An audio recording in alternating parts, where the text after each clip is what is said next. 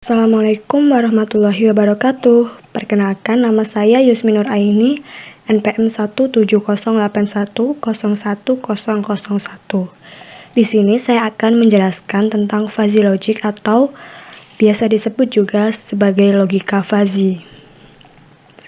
Fuzzy logic adalah salah satu metode untuk melakukan suatu komputasi berdasarkan degrees of truth, bukannya berdasarkan logika boolean true or false atau zero or one. Degrees of truth memiliki nilai kisaran antara 0 hingga 1 sebagai model matematika untuk menjelaskan fenomena yang tidak jelas. Logika fuzzy memiliki toleransi terhadap data-data yang kurang tepat. Di sini ada Kripset.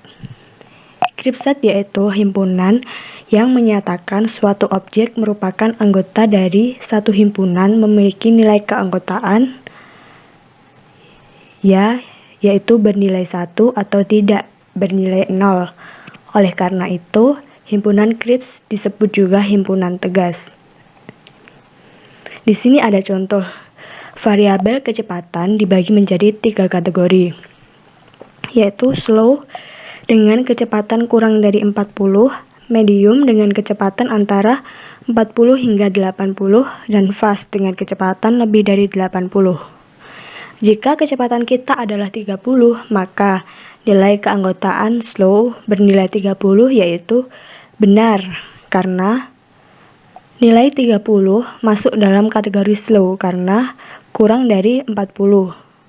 Dan nilai keanggotaan medium 30 yaitu bernilai 0 atau salah, karena nilai 30 bukan di antara 40 hingga 80. Selanjutnya ada fuzzy set. Pada fuzzy set, untuk nilai 0 menunjukkan salah, nilai 1 menunjukkan benar, dan masih ada nilai-nilai yang terletak antara benar dan salah. Sebagai contoh di sini, variabel fuzzy yaitu temperatur memiliki fungsi dingin, sejuk, normal, hangat, dan panas, dan memiliki fungsi keanggotaan dingin yaitu kisaran antara 0 hingga 20, sejuk 15 hingga 25, normal 20 hingga 30, hangat 25 hingga 35, dan panas antara 30 sampai 40. Ditanya, seberapa dingin 17 derajat Celcius? Nah, jawabannya adalah 30% dingin karena 17 termasuk dalam kategori antara 0 hingga 20. Namun, dikatakan juga 70% sejuk karena 17 derajat juga masuk dalam kategori antara 15 hingga 25%. Jadi, tidak sepenuhnya dingin dan tidak sepenuhnya sejuk. Nah, itulah yang disebut dengan fuzzy set.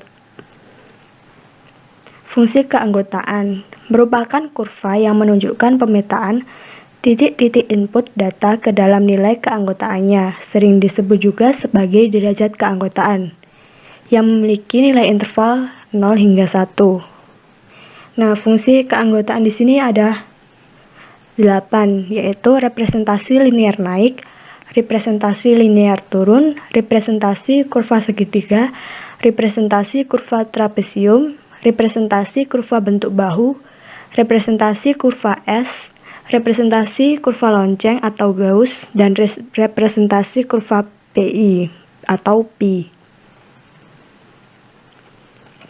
Nah, di sini ada operasi logika fuzzy.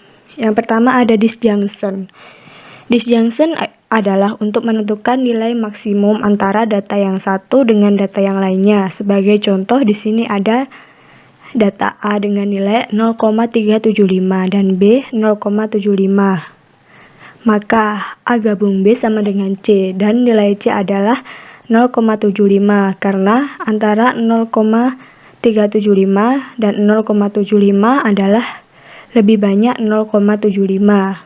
Selanjutnya ada conjunction. Di sini adalah kebalikan dari disjunction.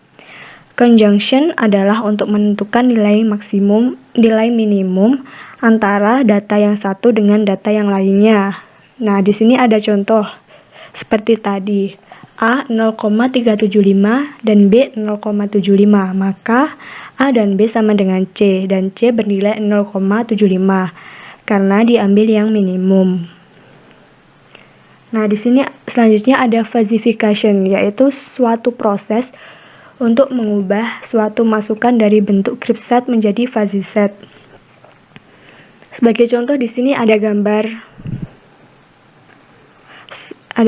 sangat pendek, sedang, tinggi, dan sangat tinggi, disertai dengan data-data, yaitu sangat pendek antara 0 hingga 120, pendek antara 115 hingga 145, sedang bernilai 140 hingga 165, dan tinggi bernilai 160 hingga 185, dan sangat tinggi bernilai 180 hingga seterusnya.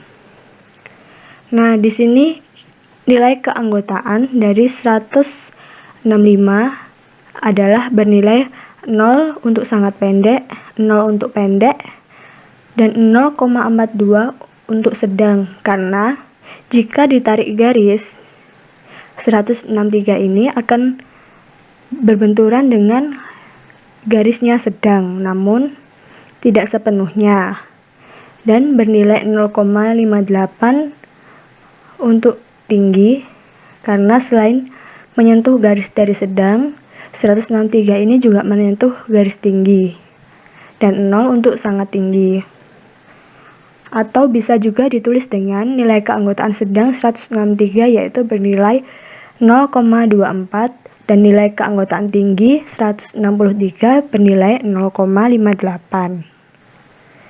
Sistem fuzzy di sini dimulai dari input data, kemudian diproses dengan falsifier, kemudian inference engine, kemudian diffusiver, kemudian terbentuklah output. Nah, dalam proses ini berdasarkan fuzzy knowledge base. Nah, di sini ada penjelasan dari masing-masing sistemnya. Yang pertama ada falsifier, yaitu mengkonversi input crypt set ke fuzzy set dengan menggunakan fungsi keanggotaan yang tersimpan di dalam knowledge base. Kemudian, setelah falsifier diproses ke inference engine. Dengan menggunakan tipe aturan fuzzy if-then, bagian ini mengkonversi input fuzzy ke output fuzzy. Kemudian setelah di inference engine, kita pergi ke diffusiver, yaitu mengkonversi input fuzzy dari mesin inferensi atau inference engine ke data crypts dengan menggunakan fungsi keanggotaan yang analog dengan yang digunakan pada falsifier. Nah, pada logika fuzzy terdapat beberapa metode. Yang pertama di sini ada metode Tsukamoto.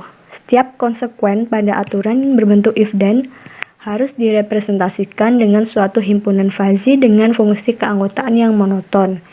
Hasilnya, output dari inferensi dari tiap-tiap aturan diberikan secara tegas atau crypts berdasarkan alfa predikat. Hasil akhir diperoleh dengan menggunakan rata-rata berbobot. Metode inferensi ini sudah jarang sekali digunakan. Yang kedua ada metode Mamdani.